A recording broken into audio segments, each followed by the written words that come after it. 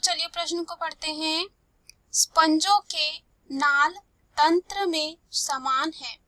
इस प्रश्न में हमें यह बताना है कि स्पंजों के नाल तंत्र में कौन जो है समान होता है। पहला है प्रोसोपाइल, दूसरा है एपोपाइल, तीसरा है रेडियल कैनाल, चौथा है पैरागैस्ट्रिक कैविटी। तो आइए इस प्रश्न का जो है हल देखते हैं। सबसे पहले जो हम बात करेंगे इस प्रश्न में मुख्य अवधारणा की। मुख्य अवधारणा जो है इस प्रश्न में हमारे हो जाएगा स्पंजों के नाल तंत्र। स्पंजों के नाल तंत्र। अगर हम बात करें स्पंजों के नाल तंत्र की तो इसका उपस्थिति जो है बहुत ही ज्यादा क्या होता है, महत्वपूर्ण होता है। और कह सकते हैं स्पंज में जो है नाल तंत्र उपस्थित होना एक मुख्य लक्षण माना जाता है। और इनमें जो है कीप कोशिकाओं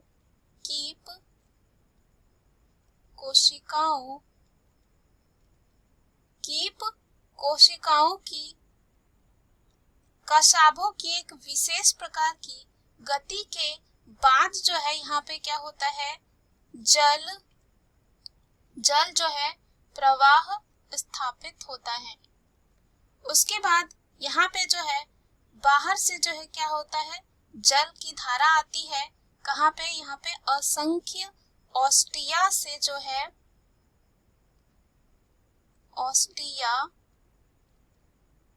है होते हुए स्पंज गुहा में आती है। कहाँ आती है, स्पंज गुहा में जो है आती है।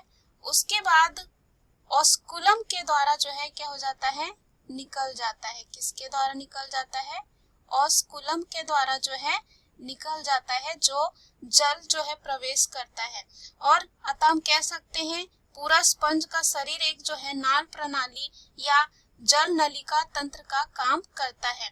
उसके बाद यहाँ पर जो है स्पंजों की विभिन्न प्रकार की नाल प्रणालियां होती है। और यह जो है ऐसे हम कह सकते हैं स्पंज जो है यहाँ पे तीन तरह के हो सकते हैं। और हम कह सकते हैं इन्हें तीन प्रमुख श्रेणियों में बांटा गया है। और इनकी जो नाल प्रणाली होती है वो तीन प्रकार की होती है। पहला जो होता है स्कॉन नाल प्रणाली, दूसरा होता है साइकोन नाल प्रणाली, और तीसरा जो होता है ल्यूकॉन नाल प्रणाली। तो अगर हम इनमें बात करें कि जो समान होता है वो होता है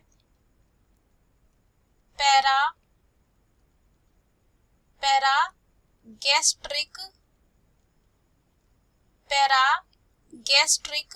जो कैविटी होती है वो तीनों तरह के जो स्पंजों के यहाँ पे नाल तंत्र होते हैं उनमें पाया जाता है। और यहाँ पर जो है अगर हम बात करें जो स्पंजोसील होते हैं, यहाँ पे उसके स्पंज की केंद्र यानी कि बीच में जो है यहाँ पे क्या पाया जाता है, एक पाच्य जो है गुहा पाई जाती है। और यहाँ पे जो स्पंजोसील होते हैं को स्पंजों के पैरागैस्ट्रिक गुहा के रूप में भी जो है जाना जाता है। उसके बाद यहाँ पर जो है अगर हम बात करें विकल्प की तो पहला जो विकल्प यहाँ दे रखा है वो है प्रोसोपाइल।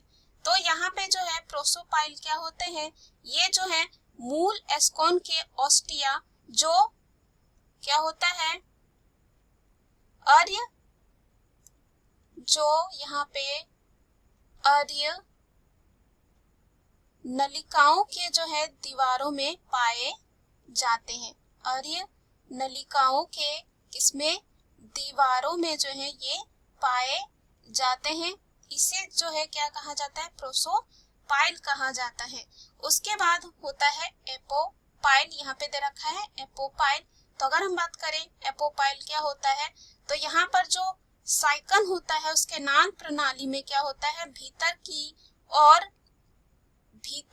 और एक बड़े छिद्र द्वारा जो है स्पंज गुहा में जो है खुलती है।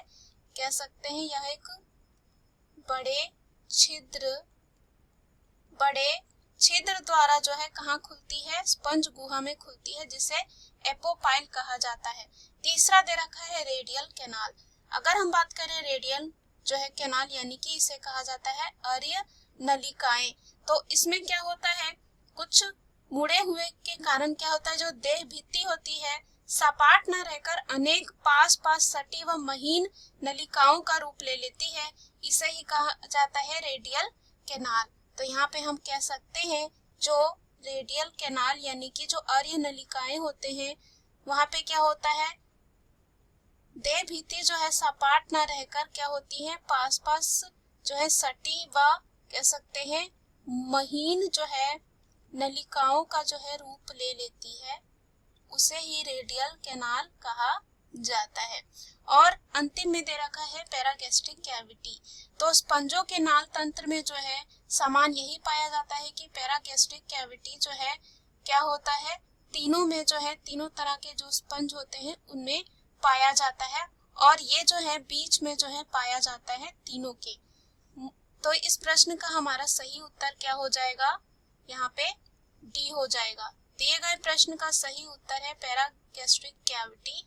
आशा करती हूँ यह उत्तर आपको समझ में आया होगा। धन्यवाद।